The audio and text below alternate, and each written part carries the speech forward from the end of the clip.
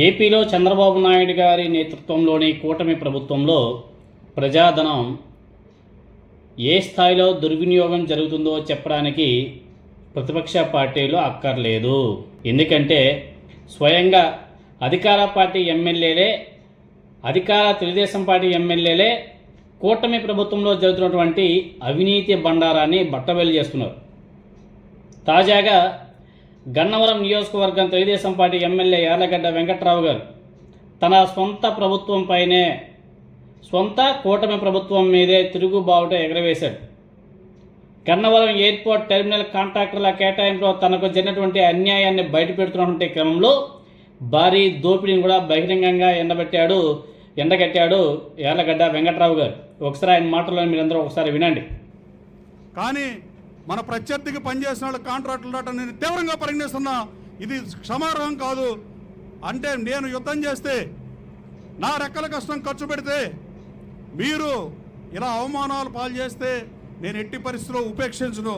ఇప్పుడు ఇచ్చిన కాంట్రాక్ట్ కేవలం 20% పని మిగిలిపోయి ఉంటే 206 కోట్ల రూపాయలు కేటాయించారంట. అంటే ఆ నార్త్ ఇండియన్ కాంట్రాక్టర్ అయిపోయాడు, వాడు దెబ్బతినిపోయి పాపర్ అయిపోయాడు. వాడి కాంట్రాక్ట్ తీసేసి ఆడు 300 కోట్లతో 80% టెర్మినల్ బిల్డింగ్ పనులు చేస్తే 20%కి ఎంత డబ్బులు అవుద్దో అందరికీ తెలుసు.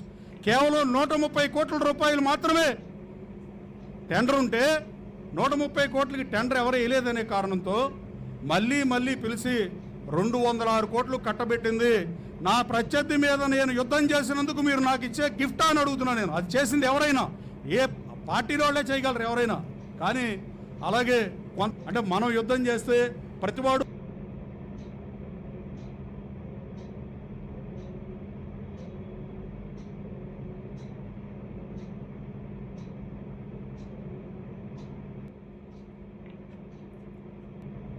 ఆయన అన్నటువంటి మాట, గన్నవరం విమానాశ్రయం టెర్మినల్ పనులకు సంబంధించిన నిధుల కేటాయింపు మీద ఆయన లెక్కలతో సహా నిలిచాడు. టెర్మినల్ పనుల్లో ఆల్రెడీ దాదాపు 80% పనులు పూర్తి అయిపోయాయి. ఆ 80% పనులకు కేవలం 300 కోట్ల రూపాయలు మాత్రమే ఖర్చు అయితే, మిగిలిన కేవలం 20% పనుల కోసం ఏకంగా 206 కోట్లు ఎలా కేటాయిస్తారు అని చెప్పేసి ఆయన తీవ్ర ఆగ్రహం వ్యక్తం చేశారు. మిగిలినటువంటి 20% పనులకు 130 కోట్లు సరిపోతాయంట. కానీ 206 కోట్లు పెంచి మరి దాన్ని ఎలా ఆ కంపెనీకి కేటాయిస్తారు అని చెప్పేసి ఆయన ప్రశ్నిస్తున్నాడు. ప్రజాధనాన్ని టీడీపీ నేతలు వారి అనుకూల కాంట్రాక్టర్లుగా ఉన్నటువంటి వ్యక్తులకు ఏ విధంగా దోచుకుంటున్నారో ఈ లెక్కలే నిదర్శనం. ఎన్నికలకు ముందు పార్టీ కోసం మేము రక్తం కూడు చేసుకుని రెక్కల కష్టం ఖర్చు పెట్టి యుద్ధం చేస్తే మాకిచ్చే గిఫ్ట్ ఇదేనా అని చెప్పేసి ఆయన తీవ్ర ఆవేదన వ్యక్తం చేస్తున్నాడు, అసంతృప్తి వ్యక్తం చేస్తున్నాడు. అదేదో కంపెనీ అంట కేఎంవి అనే సంస్థకి తన సొంత నియోజకవర్గంలో తనకు తెలియకుండా ఎయిర్పోర్ట్ టెర్మినల్ కాంట్రాక్టర్ ఇవ్వడం మీద ఆయన తీవ్ర అభ్యంతరం కూడా వ్యక్తం చేస్తున్నాడు. 1-2 కోట్లు విరాళాల పేరుతో లంచాలు తీసుకుని తన రాజకీయ ప్రత్యర్థుల కోసం పనిచేసినటువంటి వారికి కాంట్రాక్టర్ పనులు ఎలా కట్టబెడతారు, ఇలా కట్టబెట్టడం క్షమార్హం అని చెప్పేసి, నేరం అని చెప్పేసి ఆయన మాట్లాడుతున్నాడు. నన్ను ఏ రోజు కలవని వారు ఈరోజు తెలుగుదేశం పార్టీ అని చెప్పేసి చెప్పుకుంటున్నారు. వాళ్ళంతా కూడా కాంట్రాక్టర్ వర్కులు తీసుకొని కోట్లు దోచుకుంటున్నారు.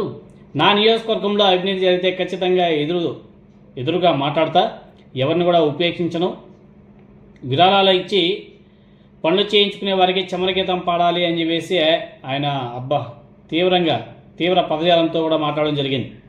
నియోజకవర్గంలో ప్రోటోకాల్ పరంగా తనకు ఇవ్వాల్సిన గౌరవం ఇవ్వకపోవడం, స్థానిక ఎమ్మెల్యేని కాదని సీఎం చంద్రబాబు నాయుడు గారు, అదేవిధంగా నారా లోకేష్ గారి చుట్టూ తిరిగే పెద్దలకే ప్రాధాన్యత ఇవ్వడం మీద కూడా ఆయన మండిపడ్డాడు. నన్ను ఇలా నియోజకవర్గంలో అవమానిస్తే నేను ఊరుకునేది లేదు, గన్నవరంలో నా హక్కుల విషయంలో నేను రాజీ పడను అని చెప్పేసి అధిష్టానానికి హెచ్చరికలు కూడా జారీ చేశారు. సో త్వరలోనే కార్యకర్తల మీటింగ్ పెట్టి భవిష్యత్ కార్యాచరణతో పాటు అన్ని విషయాలు కూడా బయట పెడతాను అని చెప్పేసి ప్రకటించడంతో గన్నవరం రాజకీయాల్లో ఒక్కసారిగా వేడెక్కాయి. జూనియర్ ఎన్టీఆర్ గారు ఏదో సేవా కార్యక్రమాలు అని చెప్పేసి జూలై 18వ తేదీ నుంచి ఏదో మొదలు పెట్టబోతున్నాడు. సో ఆయన అలా మొదలుపెట్టాడంటే తర్వాత ఎంతమంది యూట్యూబ్ని తీసుకుంటారో కూడా చూడాలి. చాలా రసవక్తంగా ఉంటుంది. ఎందుకంటే ఆల్రెడీ తమిళనాడు సీఎం విజయ్ గారిని ఇన్స్పిరేషన్గా తీసుకొని ఇక్కడ కూడా ఆంధ్రప్రదేశ్లో కూడా జూనియర్ ఎన్టీఆర్ గారు ఆ విధంగా సేవా కార్యక్రమాలు చేపట్టి తర్వాత స్లోగా రాజకీయాలు కూడా ఎంట్రీ కావాలని చెప్పేసి ప్రయత్నాలు చేస్తున్నాడంట. అది మాత్రం కొంచెం సీరియస్గా నడుస్తుంది. జూలై 18 తేదీ తిరుపతి తాజ్ హోటల్లో జరిగే సమావేశంలో జూనియర్ ఎన్టీఆర్ గారి అభిమానులు అదేవిధంగా వాళ్ళ టీం అంతా కూడా అక్కడికి వచ్చి పెద్ద మీటింగే జరపబోతున్నాడు. ఆయన రిటైర్మెంట్ అయితే ఈయన ఎంట్రీ కాబోతున్నాడు.